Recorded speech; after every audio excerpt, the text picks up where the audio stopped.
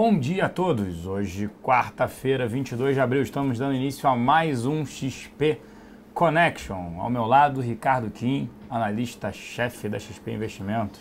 Bom dia, Celso. Bom dia, pessoal. Isso aí, mais um XP Connection, a gente voltando de feriado aí, mas voltando com tudo. Primeiramente, bom dia a todos. Isso. O pessoal também falando aqui, perguntando aqui no chat se puder ajudar aí, se está tudo ok com a imagem e o som. E ao meu lado direito, Gustavo Cruz, que é o responsável aí por montar a apresentação e falar sobre hoje, né, especialmente sobre o ambiente de negócios no Brasil. Obviamente a gente vai falar de Petrobras, né, não tem como não fugir desse assunto, o balanço da Petrobras hoje, mas a gente sempre passa primeiro para a apresentação e depois para tirar dúvidas e vamos entrar e falar sobre Petrobras. Bom dia, Gustavo. Bom dia, Celso. Bom dia, Kim. Bom dia a todo mundo que está assistindo a gente.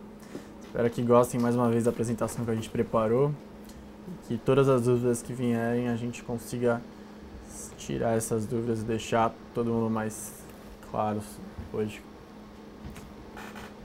Isso aí, pelo menos o pessoal lá no chat da XP falando que está a imagem, som, tudo ok. Lembrando, né, para que vocês tenham acesso a essa apresentação, a informações do que foi falado aqui, embaixo, né, do vídeo tem Quer Investir com Eles. Preencham os dados, nome completo, e-mail, telefone, CPF, vocês terão acesso. Até o convidado 9069 que falou que está tudo ok, podemos dar andamento à nossa apresentação, por favor. Não vamos perder tempo. Tá, apresentação na tela então, por favor. Hoje a ideia da apresentação é para avaliar o ambiente de negócio. A gente pegou 3 relatórios, esse primeiro que é de transparência internacional, o segundo vai ser de competitividade global e o terceiro de facilidade de fazer negócios no país. A ideia então é mostrar o que tem em comum entre esses relatórios sobre a qualidade de fazer negócio, as complicações, o que tem de dificuldade e o que poderia ser feito para melhorar a posição do Brasil. Primeiro a gente pegou esse de transparência internacional, o Brasil está em 69 de 175 países, sendo que o Brasil teve uma nota de 43, lembrando que 100, nessa escala aqui 100 seria a melhor nota. Então o Brasil está com uma nota ruim, abaixo de 50 pontos. É um relatório feito através de opinião de especialistas, como o Banco Mundial. E o que a gente viu nesse relatório que é importante destacar? O relatório fala principalmente de problemas na infraestrutura, problema nos serviços, problema de muita regulação excessiva que abre muito espaço para propina. O relatório aponta que o judiciário está sobrecarregado de casos. O relatório também aponta que, como o Brasil é um país com mais de 5 mil municípios, 5.500, um pouquinho mais, e muitos desses municípios dependem da transferência de recursos, aumenta muito os riscos de desvio de verba no meio desse caminho.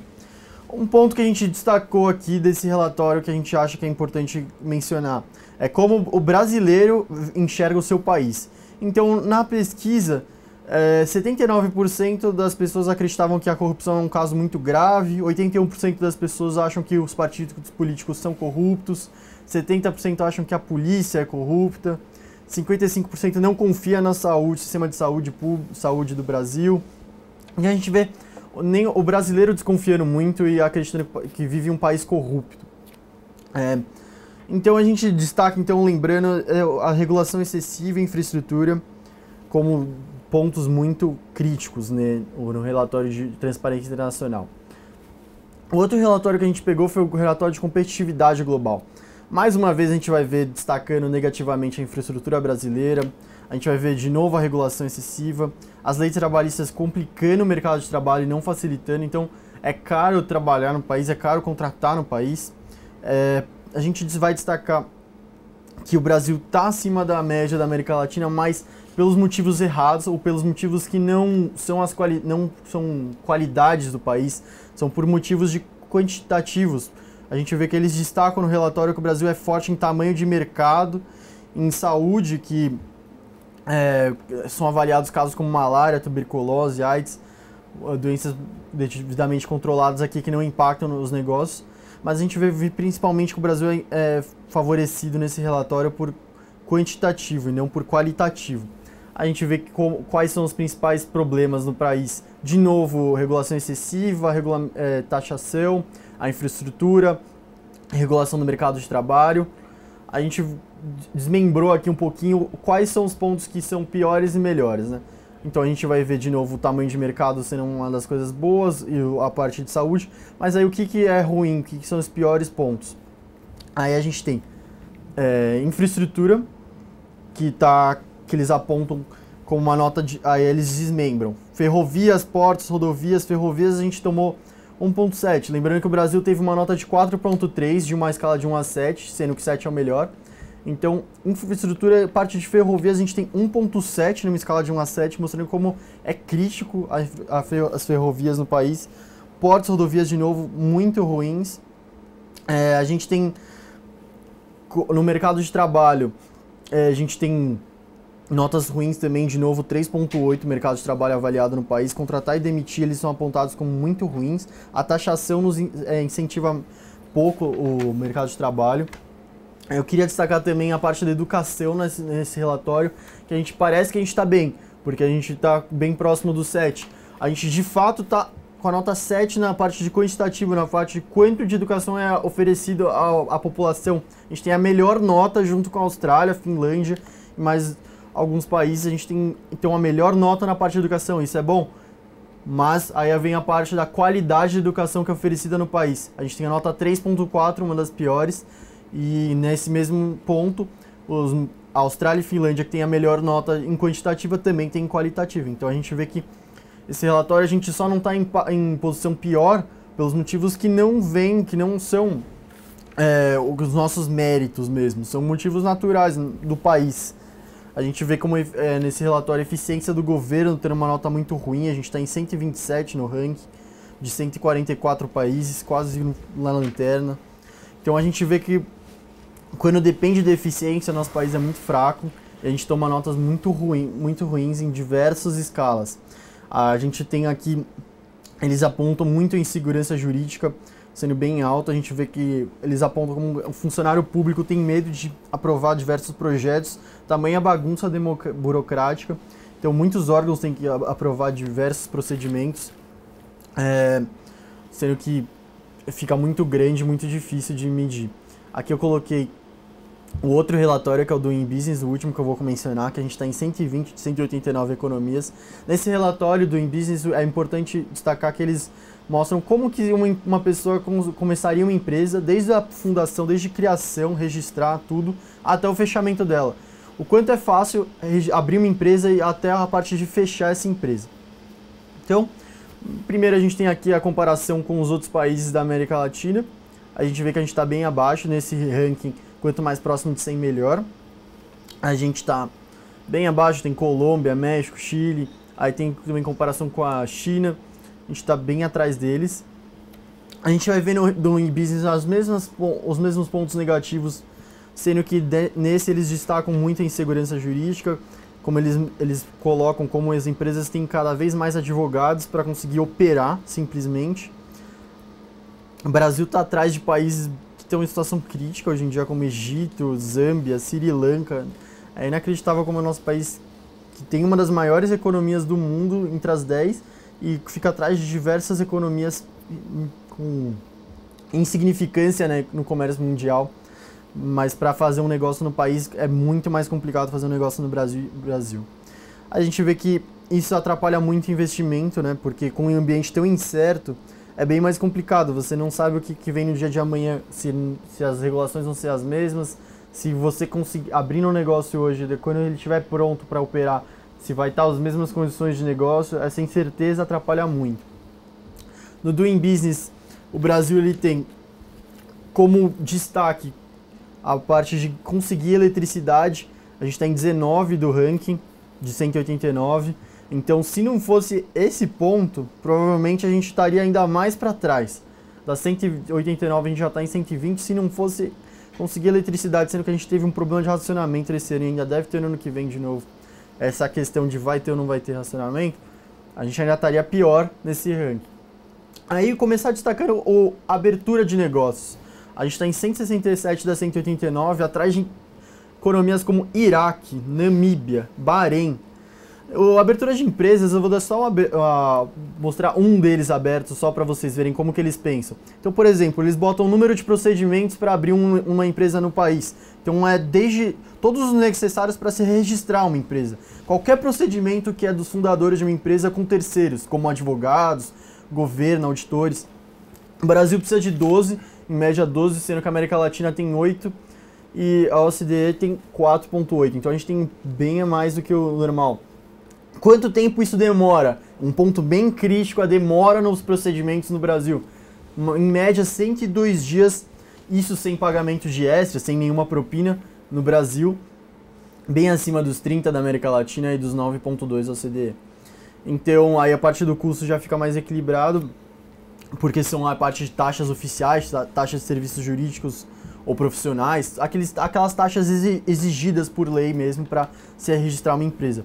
Então, voltando, a gente vê que o nosso país está muito distante do que deveria, principalmente pela demora, pelo tempo. A gente demora muito, a gente vai ver isso em diversas outras aberturas. Como tem outro aqueles... construção, aqui é a parte de alvará. Quanto que demora para o alvará de construção? 174 de 189, de novo, bem perto do fim. A gente está atrás de países, de novo, como Togo, Tanzânia, Azerbaijão. Os procedimentos e a duração para atender esses peritos, para se conseguir, por exemplo, registrar um galpão, para conseguir construir um galpão. É muito procedimento, é muito excessiva a regulamentação, e a duração para isso é muito acima da média, muito acima do normal. A gente, de novo voltando aqui, só para destacar esse ponto, quanto tempo demora para conseguir esse alvará, para conseguir fazer o procedimento da construção? 400 dias em média no Brasil, quando na América Latina é 178 e a OCDE 149. Número de procedimentos de novo acima da média e o Brasil de novo atrás. Só voltando aqui na parte de comparar tudo, vou só falar mais de 2 pontos. Pagamento de impostos, Brasil de novo, bem no final do ranking. A gente demora em média 2.600 horas por ano para pagar os impostos, bem acima da América Latina, 365 horas, OCDE 175. A gente está muito atrás desses países do mundo, assim, na parte de comparar. A gente fica de novo em pagamento de impostos atrás de países que não deveria estar atrás, como Paquistão, Zimbábue, Vietnã. O importante destacar desses 3 relatórios é como é difícil realizar um negócio no país, como a incerteza reina aqui, a regulamentação é muito excessiva. A gente vê que realmente existe muito espaço para melhorar e é tangível. Mas hoje em dia a gente retrocedeu muito na discussão. A gente está discutindo muito hoje em dia as questões macroeconômicas que já tinha sido estabilizado e a gente deixou de lado muito essa regulamentação microeconômica. Então a gente viu no último debate, ou a gente está vendo agora muito na discussão, o que vai ser feito para regulamentar, para reorganizar a macroeconomia do país, para voltar à inflação por cento da meta, superávit primário, e muito pouco está sendo discutido de como fazer esse país ficar mais propício à realização de negócios. Então a gente tem uma infraestrutura muito deficitária, a gente tem um sistema judiciário atolado, que não consegue dar conta do que precisa, e a gente vê muito pouco sendo discutido sobre o que vai ser feito nos próximos anos para isso. Então eu acho que no curto prazo, a mensagem que a gente passa para vocês é que pouco deve ser realizado no curto prazo para melhorar essa situação que a gente vê, como a gente viu nos 3 relatórios do nosso país, muito aquém do que deveria ser para uma economia do tamanho da nossa. Mas no longo prazo é tangível, a gente vê que talvez em algumas declarações do Joaquim Levy não está sendo tão deixado de lado essa parte microeconômica. A gente vê que é necessário sim uma reforma política, que as leis precisam ser implementadas de uma forma mais eficiente e que tenha menos espaço para a propina e para a corrupção. Muito desses relatórios também, principalmente dos 2 primeiros, foi impactado pela parte da Lava Jato, da corrupção eclodindo, aparecendo muito para a população, então os especialistas acabam sendo um pouco mais impactados pelo que está sendo tão noticiado. Mas eu destacaria o Doing Business, o relatório de como é fácil ou difícil realizar um negócio no país e mostrar como a gente está bem aquém do que deveria ser. Se alguém teve alguma dúvida da apresentação, por favor, pode perguntar no chat, a gente volta no ponto. mas a gente vai voltar aqui para a mesa e voltar para as dúvidas que vocês colocarem. Isso. Boa apresentação, mas só demonstra aí a burocracia, o custo do país, todos os problemas que a gente já sabe, não só o tempo para abrir uma companhia, como os problemas de logística, sem falar custo de mão de obra, brasileiro em dólar.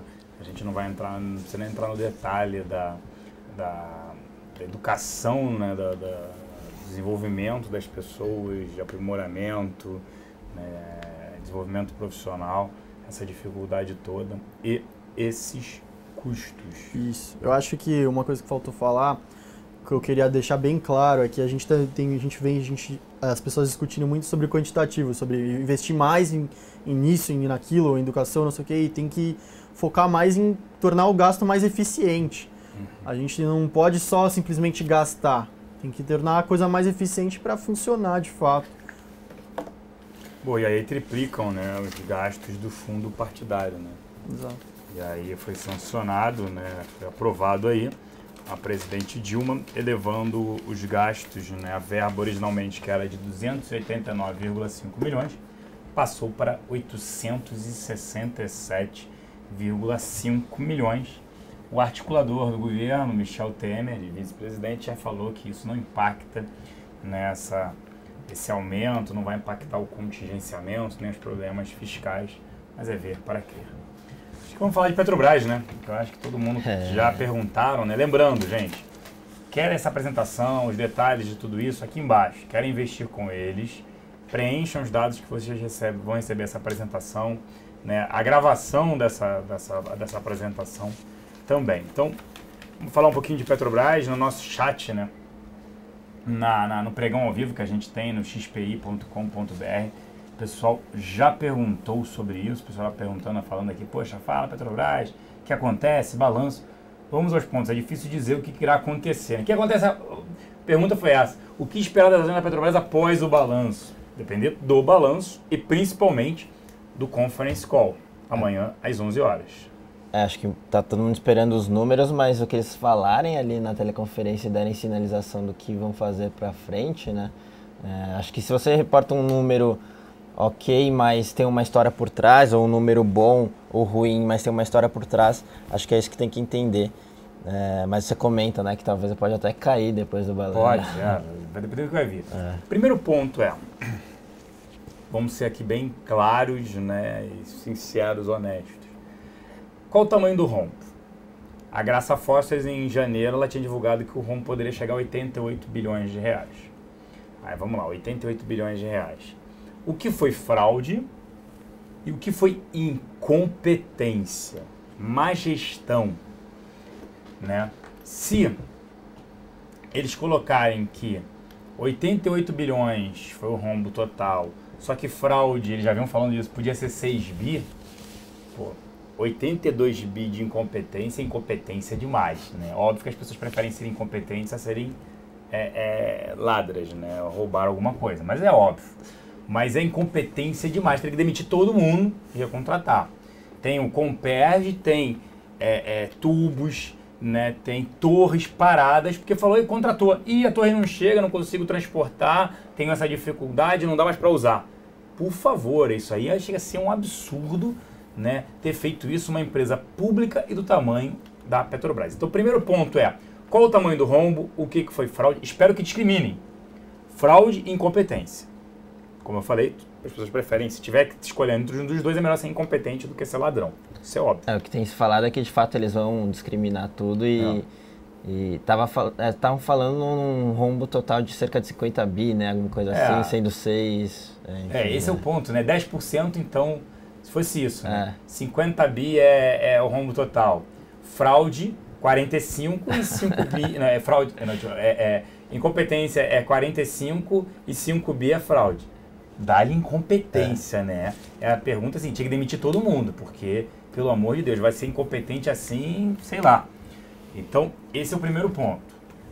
O segundo ponto é ter o balanço, né? Por que as ações subiram? Porque tendo o balanço, a empresa consegue rolar dívida, a empresa volta a olhar o operacional, porque agora não olha o operacional. A gente fala com alguns fornecedores da Petrobras, eles não estão recebendo mais, não estão recebendo pagamento, tem toda essa dificuldade de parar uma parte do país. E isso está acontecendo. Então a divulgação do balanço é... Até porque se ele não divulga balanço até final de maio, cara, o prazo máximo, né? Você tem antecipação de dívidas futuras. A Petrobras hoje tem 332,7 bilhões de dívidas, né? E seriam antecipadas, não tem como pagar. Tem 70 bi em caixa, impossível pagar esse tamanho todo. Já é difícil pagar gerando caixa, imagina se forem antecipadas. Então esse resolve o problema, tá? Segundo, o que a gente tem que olhar? Ela volta a olhar operacional, como eu citei com o balanço, que tudo se parou para divulgação do balanço. Segundo, o que ela vai olhar, o que a gente tem que se preocupar, né? Venda de ativos. A companhia havia informado que pretende vender 13 bilhões e 600 milhões de dólares em ativos, daria 40 bi de reais. Quais são os ativos que eles vão vender? BR Distribuidora vai abrir capital, Braskem eles arrecadam quase 3 bi. O que eles vão vender de ativos? Por que isso é importante? Para saber o quanto da geração de caixa vai cair. Ela arrecada 40 bi, mas a receita líquida diminui. Porque você vendeu ativos, né? Igual falar, você tem 3 fábricas, vou vender 2, minha receita vai ser menor, não tem como mágica, não, aquela outra vai suprir tudo, não. Então, esse é o primeiro ponto. E outra, vender no atual cenário de petróleo em baixa, todos esses problemas da companhia vão pagar pouco.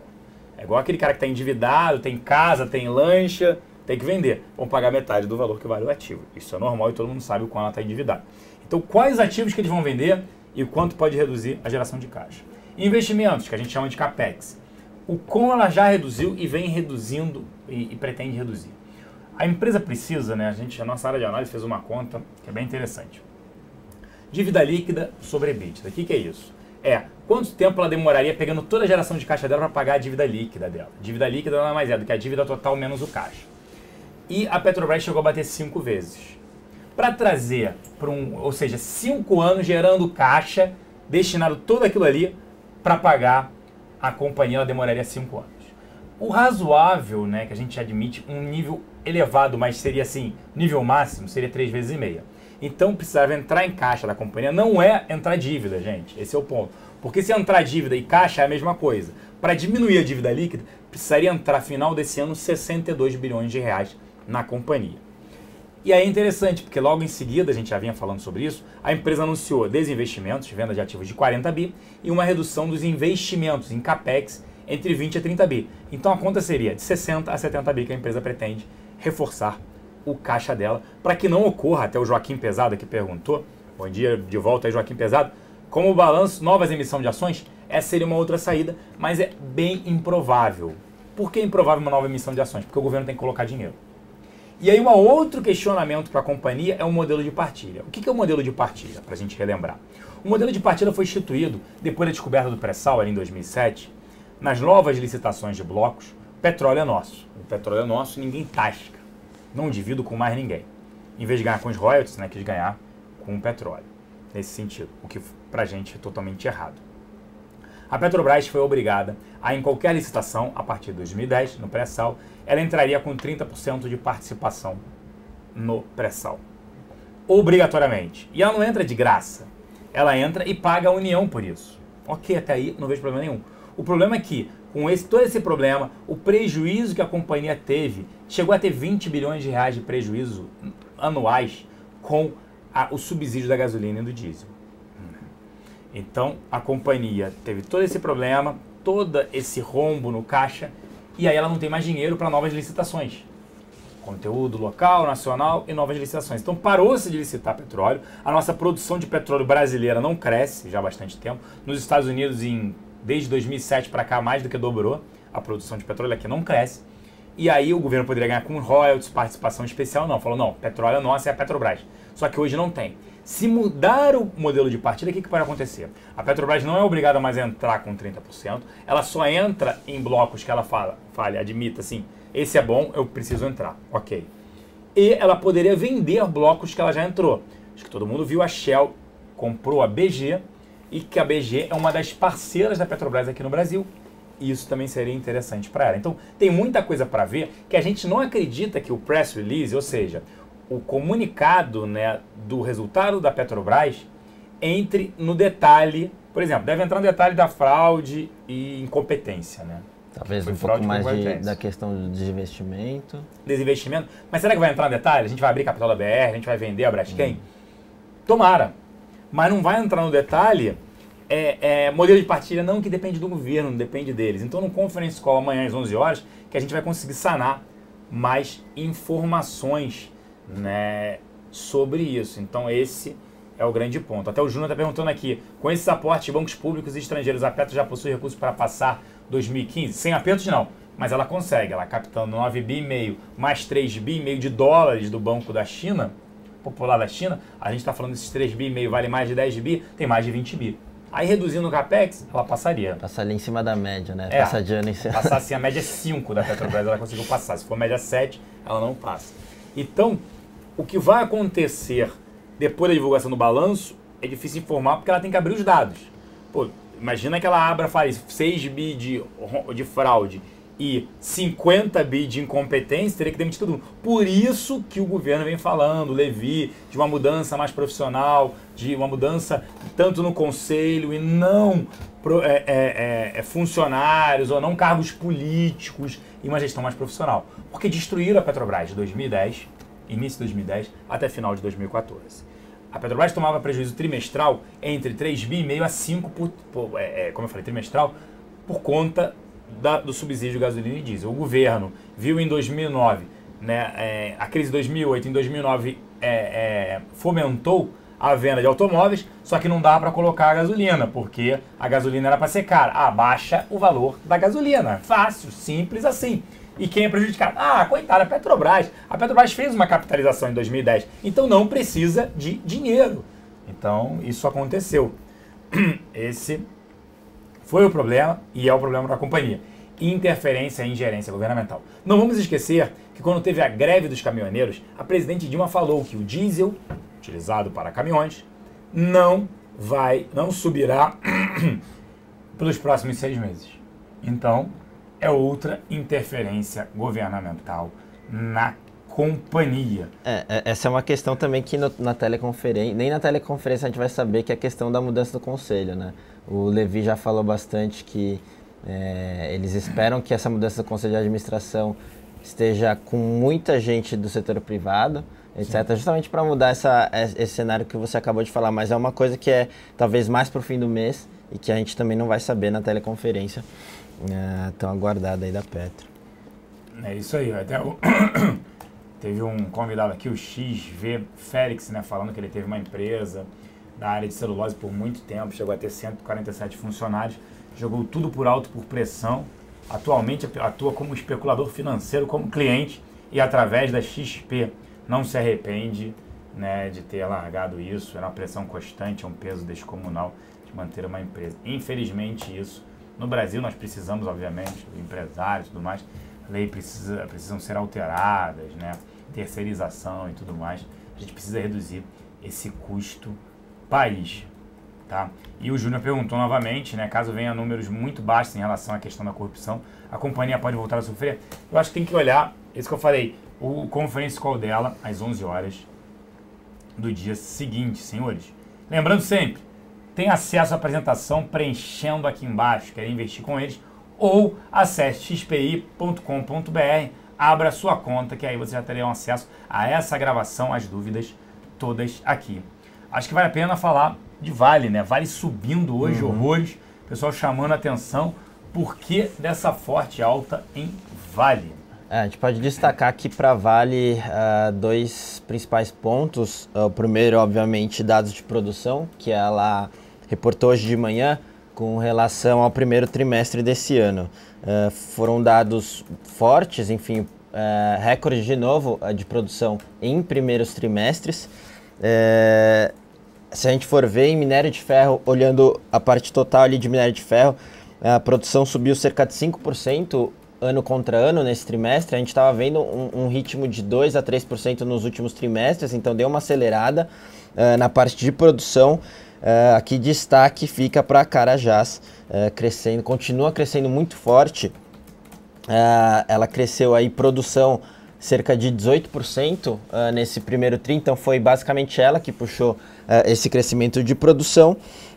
Então você teve, no final das contas, uma produção num nível forte ali, mas em linha com o que a gente estava vendo nos últimos trimestres. O outro ponto que compõe aí esse noticiário, enfim, de Vale é o preço do minério, né, que subiu na casa de 5% hoje. Então você tem um aumento de produção ali vindo num patamar bom, mais essa questão do preço do minério no dia, tá, pontualmente subindo 5%, dá para entender um pouco dessa esticada de Vale, mas de novo, a gente ainda acha o ativo, a gente ainda não recomenda exposição no ativo, principalmente para curto prazo.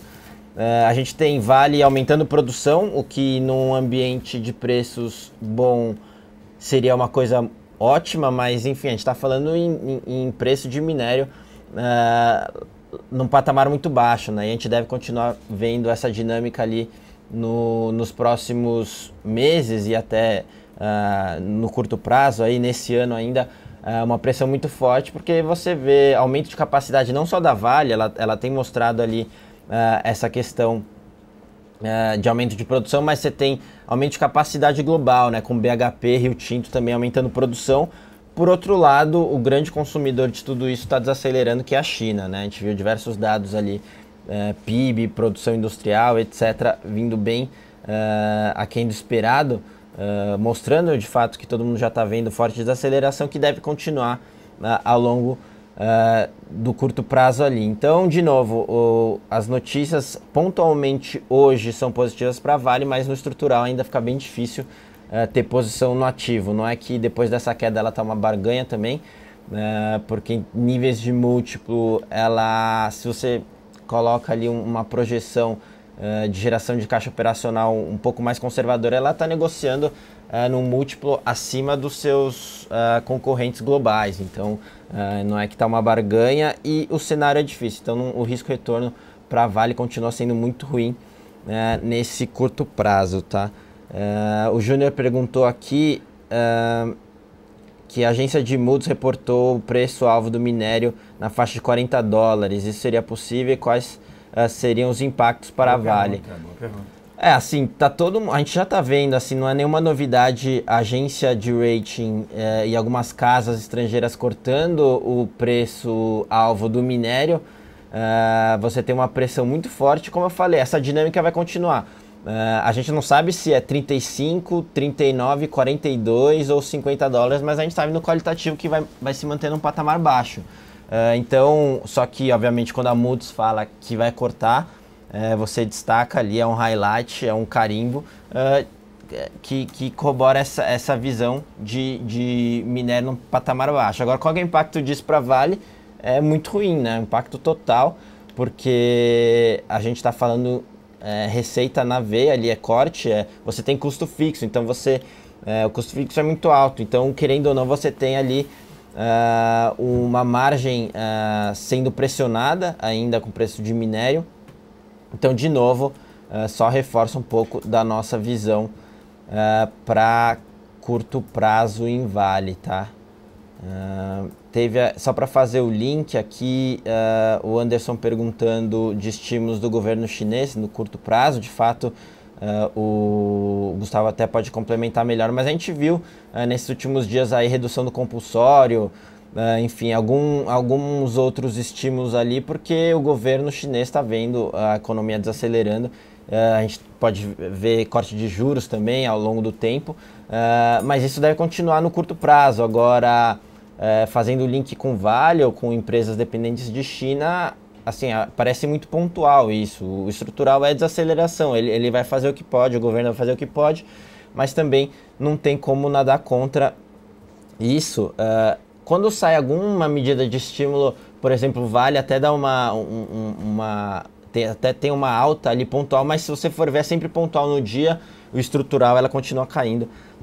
Então a gente não vê isso, não dá para se apoiar em estímulos da China para comprar Vale ou alguma empresa que depende de China, né? Exatamente, a gente viu o mercado chinês achando que ainda vai ter mais 2 reduções na taxa de juros ao longo do ano. E além da redução do compulsório que a gente teve na segunda, mais 3. Sendo que lá na China o compulsório estimula bem mais a economia em termos da população pegando mais empréstimos nas empresas do que a parte dos juros como é aqui no Brasil. Mas no mesmo dia que a gente teve a redução do compulsório, a gente teve a estatal chinesa do setor imobiliário de construção falando que não vai conseguir pagar as obrigações de juros de 2017 e 2018. Então, o governo até está tentando fazer o que pode, mas, que nem o Kim falou, o estrutural é ruim. E a gente já viu no mesmo dia uma notícia bem comprovando que a economia está desacelerando. Aí vamos para as perguntas aqui. O JJ3 perguntando se a multa da SEC e a multa da SEC para Petro não tem nada por enquanto. Lembrando que a francesa Total, ela teve possibilidade de subornos, foi investigada, ela preferiu encerrar as investigações na SEC, pagou 400 milhões de dólares.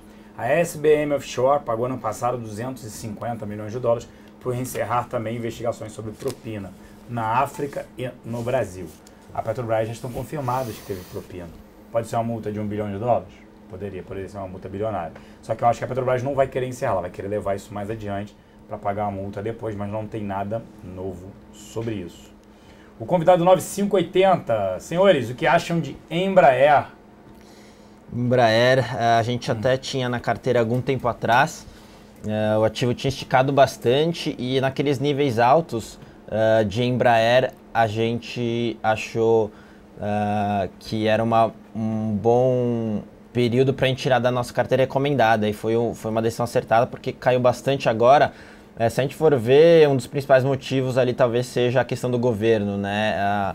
Desde o início do ano a própria empresa já vem falando que o governo tem atrasado alguns pagamentos e o governo ali nos últimos dias falando que de fato atrasou os pagamentos, está começando a pagar agora, mas querendo ou não é um ruído ali para a empresa, apesar do peso disso na receita total não ser tão grande. Você traz ali uma preocupação, até porque esse é um ano de ajuste e aí o governo pode colocar o pé no freio nessa questão de pagamentos ou até novos projetos com a Embraer. Então é um pouco desse o nosso viés, só que a gente tem que olhar também em termos práticos, né? O Embraer caiu muito nesses últimos dias e agora chega num patamar de nível de múltiplo ali que fica interessante. Mesmo com alguns riscos, a gente tem que olhar o risco-retorno da operação.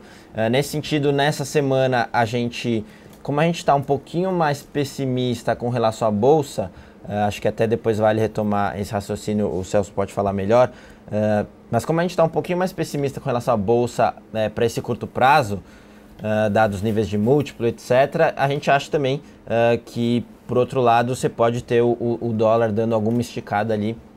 A gente quer pegar um pouco desse movimento.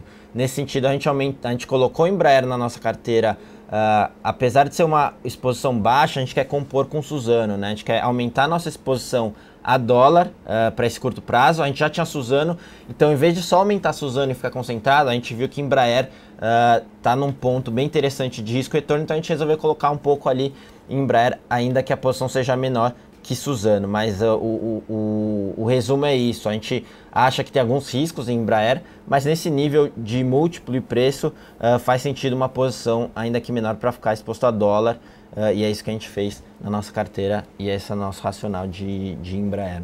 Então, Embraer dá para ter na carteira, resumindo, muito com a exposição a dólar. O papel sofreu muito por conta também daquele problema com o governo assumindo uma dívida ali, por conta do KC390, um cargueiro, e não... o governo pelo menos assumiu e vai pagar essa dívida, a exposição a dólar também para cima. Antes de falar sobre essa parte de bolsa, animado ou não, do jantar de ideias que a gente teve na semana passada com 12 gestores no Rio de Janeiro, tem uma pergunta aqui, o HV Félix perguntando, ele tem a posição comprada desde 2014, outubro, fora da carteira recomendada em ALL3, atual Rumo. Tem interesse em saber se há algum posicionamento sobre ela, apesar da falta de balanço. Só lembrando, nós temos carteiras recomendadas, uma carteira mensal, uma mensal dividendos, uma semanal chamada Top Pick. E também temos a nossa carteira short, que faz parte Vale, Brasil Foods, que a gente vai falar daqui a pouco, Gerdau, BR Malls, BVMF, Eletrobras e Semig. Foi isso. Então vamos para ALL, Rumo hoje em dia, né? Rumo, enfim, só para a gente entender, a gente teve recentemente a fusão da ALL com a Rumo, e agora a gente está falando justamente no ativo consolidado. Apesar da gente ter diversas fontes de sinergia ali, você tem um controlador mais definido, mais entrada no governo, pode possibilitar uma melhora ali nas perspectivas de renovação com relação às concessões ferroviárias. A gente tem também uma mudança de mix ali, mais transporte de grãos, pode aumentar a margem, mas é difícil você já colocar isso na conta. Acho que é preciso ainda, os investidores estão querendo pegar um pouco mais de confiança nas sinergias antes de colocar isso no preço. Então, algumas incertezas aí no curto prazo. Quando você junta os dois ativos agora, antes a ALL estava negociando ali a cerca de 4 vezes EV/EBITDA, que é o preço, é o valor da firma sobre quanto ela consegue gerar de caixa operacional. E aí quando você juntou os dois ativos e você calcula ali o múltiplo da consolidada, pulou para cerca de 5 vezes, né? Que foi o high do que negociava a ALL antiga. Então, mas o resumo de tudo isso quer dizer que depois dessa fusão, em termos de precificação de mercado, não está uma barganha, pelo que a gente já viu negociando historicamente. Então, se você juntar tudo isso, o preço não está aquela barganha, apesar de estar no nível baixo.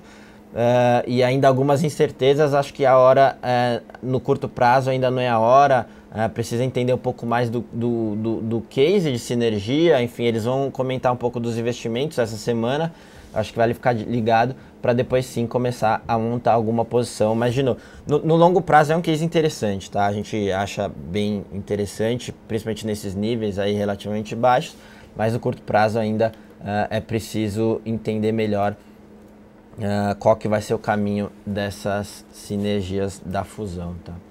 Boa, a pergunta aqui, o convidado 9580 falando, qual a possível venda da parte da Petro na Braskem, o que esperar do preço do ativo? Aí eu não sei se está perguntando o que esperar em relação a Petro ou a Braskem. Em relação a Petro, se ela vender, ela pode arrecadar ali uns 3 bilhões de reais, sem somar um possível prêmio de controle. Em relação a Braskem, vai depender quem vai comprar, como é que vai ser a gestão. O Odebrecht vai vender também. Então, no curto prazo, as ações podem sofrer. Porque quem vai estar interessado em pagar pela Braskem, dado que os dois controladores precisam de dinheiro, Odebrecht e Petro, por quanto a Petrobras vai vender esse ativo, se é que vai vender mesmo, então é difícil dizer. Sobre a Petrobras, ajuda, mas não resolve o problema, porque ela precisa de muito dinheiro.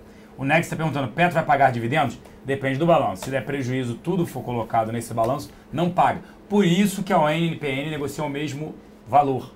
A ON chegou a negociar até com um prêmiozinho. Ah, mas a PN, vale a pena montar a PN contra a ON por conta disso? A gente sempre destacou isso aqui. Falamos até na semana passada na Batalha do Século, na quarta-feira. Né, eu falei junto com o Fernando Góes, eu vou explicar novamente. O governo decretou em 2013 que as ações ONs pagariam 50% menos do que as PNs. Fazendo a conta simples, pense que a ação é R$10, tanto a ON quanto o PN. E o dividendo é de R$1. R$1 para a ação PN dá 10% de que a gente chama de dividend yield, 1 dividido por 10. Se a ON paga 50% menos, ela paga 50 centavos. 50 centavos de R$10, 5%. Então, 5% da ON pagando com 10, o prêmio para a PN, a grosso modo, seria de 5%. Pô, mas não está, a ON está com prêmio em relação à PN, porque o mercado já projeta que não vai ter lucro, não tem dividendos. 5%, né? 50% menor o dividendo de 0 a 0, 100% de dividendo é 0 a 0. Então, se não pagar dividendo, as duas têm que negociar pelo mesmo nível. Esse é o grande ponto de não falar para ter PN contra a ON no curto prazo. Se ela voltar a pagar dividendos e mantendo essa regra do governo de 50% menor para as ONs, as PNs tendem a andar mais do que as ONs. Então, se fizesse uma aposta agora, seria muito mais em PN. Qual que eu compro? PN mais do que ON. Tem ON, muda para PN, porque a empresa não vai ser vendida, não vai ser privatizada, infelizmente. E você não tem na PN, você não vai ter mais dividendos depois, quando ela voltar a pagar dividendos. E ainda, complementando aqui, o Anderson perguntando se a sua operação Lava Jato ainda pode pegar no mercado de causa da curta. Acho que sempre pode pegar, né? Não teve agora a Petrobras que ela não reconheceu os problemas da Comper de 2012? A gente não reconheceu esse custo, tudo isso. Coisas absurdas. Vamos lá agora, tem Gerdau. Podem dar algum comentário sobre Gerdau? O Gainavê perguntou de Alupar e Gerdau. o Kim fala de Gerdau, depois eu falo um pouco de Alupar. Beleza, Gerdau, ela está num setor que a gente não gosta, que é a siderurgia. A gente está vendo aí um ambiente macro muito desfavorável para o setor. E aí você pode ir mais a fundo em Gerdau. Olhando de uma maneira prática, a Gerdau tinha dado uma esticada forte agora, nesse curto prazo que passou, muito por conta de dólar, né? A gente sabe que ela tem uma exposição a dólar ali, a Estados Unidos, etc. De fato, tem alguma derivada ali que beneficia a Gerdau. Só que o fato é que, na nossa visão, depois daquela esticada, o ativo tinha subido muito e esse call de dólar não é muito claro para a Gerdau, porque ela ainda tem muita exposição aqui ao mercado doméstico. Então, nesse sentido, a gente tinha colocado na nossa carteira short. Desde então, Gerdau caiu cerca de 6% em 2 semanas, enquanto se a gente tivesse ficado short, a gente teria ganhado 6% e o Ibov caiu bastante também nesse período. Então, depois dessa queda, o que a gente fez na nossa carteira short? A gente reduziu a exposição a Gerdau. De novo, a gente ainda não gosta, acho que o estrutural é ruim e está de certa forma esticada, mas menos do que antes, porque, enfim, caiu agora 6%. Então, de novo, o setor siderurgia a gente não recomenda ter exposição. E Gerdau, apesar de ser a menos ruim ali no setor, a gente ainda mantém na nossa carteira short Gerdau, e a única coisa que pode dar uma impulsionada ali no curtíssimo prazo seria dólar, mas de novo estrutural é para baixo. Só para a gente entender por que está Gerdau na carteira, se eu falei que é a menos ruim, e não CSN e Usiminas. CSN você tem a questão da própria Usiminas, que ela pode vender a participação que ela tem na Usiminas a um preço maior, nessa OPA, se de fato tiver, então pode ser um trigger para cima para a CSN, apesar de ser uma empresa que a gente não gosta, enfim, pode pegar alguma coisa nesse sentido e dar uma esticada em CSN, por isso que a gente preferiu não colocar na carteira short. E Usiminas, porque obviamente esse imbróglio societário aí pode trazer alguma volatilidade, a gente preferiu ficar fora, então sobrou no setor Gerdau, que tinha sido muito esticado por conta de dólar, foi acertada aí, mas a gente continua foi acertado o call short, mas a gente continua ainda, mesmo depois dessa queda, a gente ainda acha que tem mais espaço no estrutural, ainda muito ruim para siderurgia. Tá? Já emenda falando de Arteris, que perguntaram aqui. Arteris das empresas de concessões é a que a gente menos olha por conta de liquidez, mas acho que dá para fazer um apanhado do setor como um todo. A gente está vendo um fundamento ruim para o setor de concessões rodoviárias, a gente está vendo aí tráfego de leves ficando estável, sendo que era o tráfego de leves, esse segmento é o que estava impulsionando ali, estava crescendo cerca de 3, 5% no ano contra ano e agora está estável. E por outro lado, pesados caindo bem forte. Ali a gente já vê esse movimento desde o segundo semestre do ano passado, deve continuar, porque a gente sabe o quão atrelado está a nossa atividade industrial, a parte de tráfego de pesados. Então, fundamento ruim, deve continuar se deteriorando por um tempo. Por outro lado, você tem aí uma volatilidade muito alta, porque as empresas de concessões, as ações têm muito impacto com relação à expectativa de juros futuros, e você está vendo a expectativa aumentar, né, agora com o IPCA acelerando, enfim, algumas discussões aí, alguma sinalização do BC sendo um pouquinho mais forte aí nos aumentos de juros, etc. Então, isso aí, teoricamente, tende a prejudicar as ações de concessões também. Então, uma volatilidade alta com fundamento ruim, a gente prefere ficar bem fora do setor, tá? Até nesse jantar de ideias que o César comentou, muitos institucionais não gostam e ficariam até short em CCR, enfim, que tem um múltiplo alto.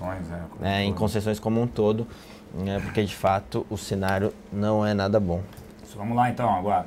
Renavi perguntou sobre Alupar. Alupar é uma empresa boa, bem gerida, o problema é liquidez. O ativo negocia muito pouco, a gente não consegue nem recomendar em nossas carteiras. Se tivesse que ter energia elétrica na carteira, seria Equatorial, Transmissão Paulista, Taesa.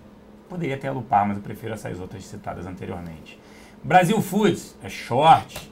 Isso a gente tem falado na batalha do século, tanto gráfico quanto fundamento. A empresa negocia 23 vezes lucro. É uma empresa... Se beneficia com dólar? Em parte, sim. Ela exporta 50% da sua produção para o mercado exterior, mas em compensação 50% vai para o mercado doméstico. E o mercado doméstico está muito ruim.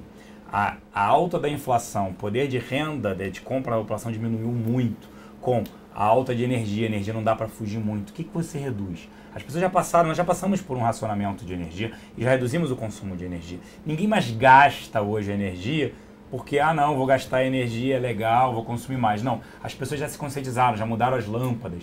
Então é mais difícil você economizar energia nesse atual momento, ninguém desperdiça.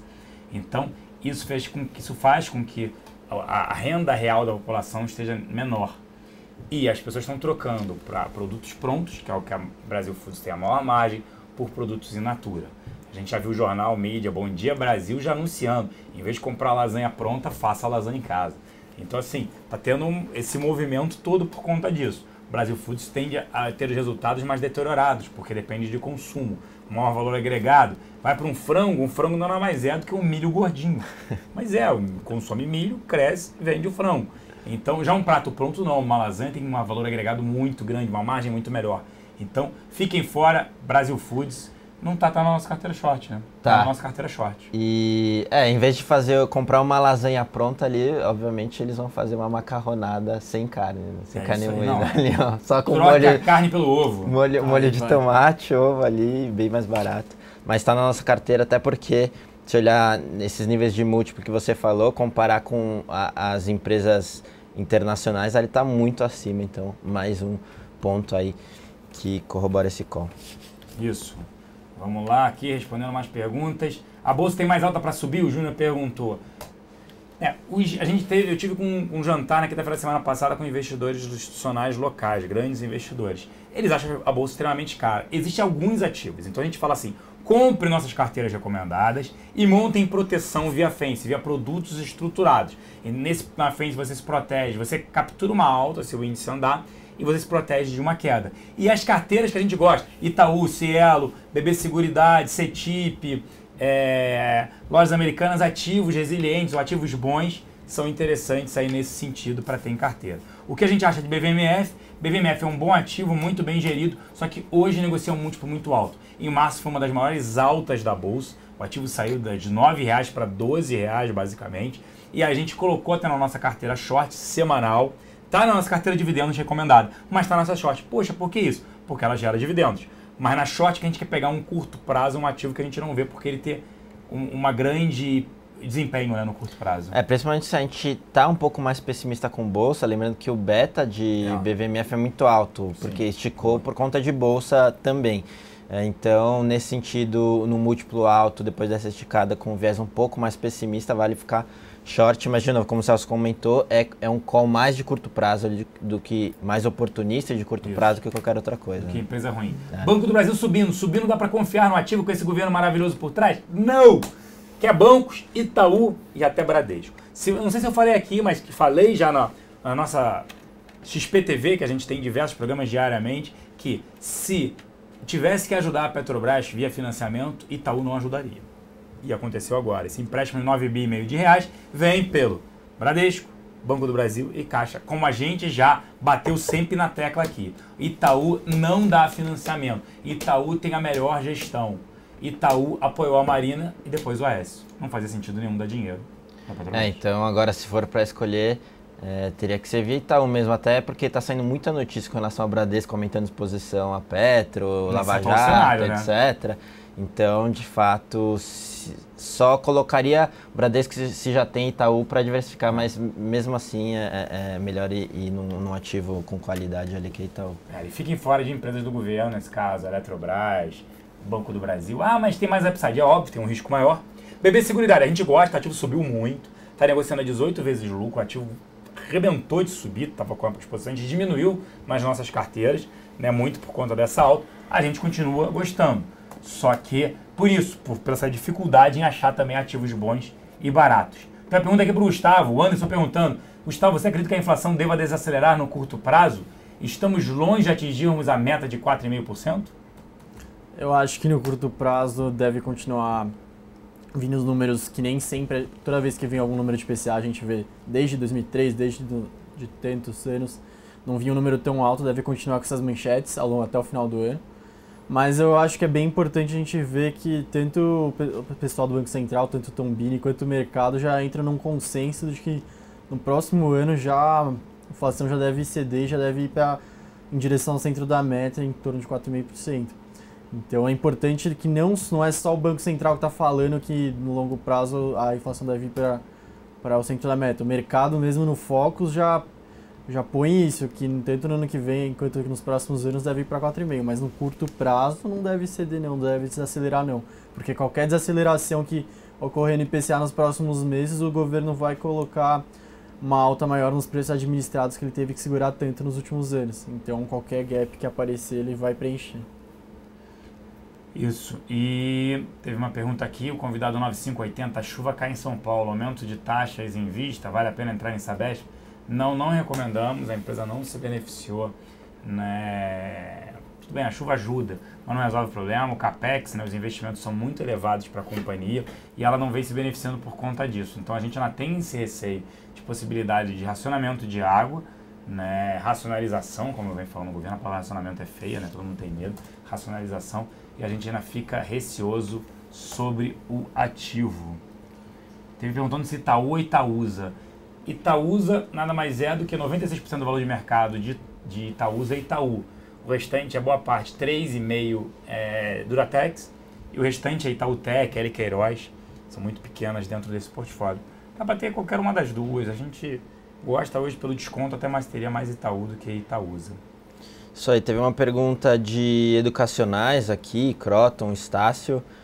A gente ainda acha que no curto prazo não tem muito o risco-retorno não é muito bom para as educacionais, você não tem um trigger muito claro de alta, em contrapartida você tem um ruído muito forte ainda da questão de mudança do FIES, que de fato vai impactar negativamente. A gente já vê algum impacto ali na captação do primeiro trimestre, então curto prazo difícil ainda. Agora, olhar longo prazo talvez tenha até algum valor, e a gente gosta de Croton nesse sentido, porque é o melhor management do setor e no momento de mudanças é lá onde você quer estar, com a melhor gestão. Eles se provaram muito bons nesse nível de múltiplo. Para longo prazo ainda tem valor, porque o setor não acabou, o EAD vem forte ainda, eles têm a questão de sinergia com a Anhanguera, etc. Então vale alguma exposição, ainda que menor, em Croton para longo prazo, mas curto prazo a gente ficaria fora por enquanto. Tá? Boa. Perguntaram do Superávit, se o fundo partidário se vai impactar. A gente acredita que provavelmente vai acontecer que em outro lugar devem exigir mais cortes ou ampliar. Ainda não está decidido, né, quantos bi vai ter que fazer de contenção de gastos. Provavelmente vai vir um pouco maior graças a isso. Ou deve, em alguma outra parte, o Levi vai achar para compensar, provavelmente. Teve duas perguntas aqui, Allianz e CVC. Perguntaram de BR Foods se vale a pena manter em carteira, se ele está comprado. Não, venderia Brasil Foods e não manteria em carteira. Sobre Aliança, é uma excelente companhia de shopping centers. Shoppings apresentaram um desempenho positivo, BR Malls, Multiplan, entre outros. Shopping mais resiliente, melhor shopping, melhor gestão, Multiplan. Depois eu jogaria Aliança. BR Malls não tem o melhor portfólio de shoppings, mas em compensação tem uma gestão focada na parte financeira e pode ser adquirida em um momento.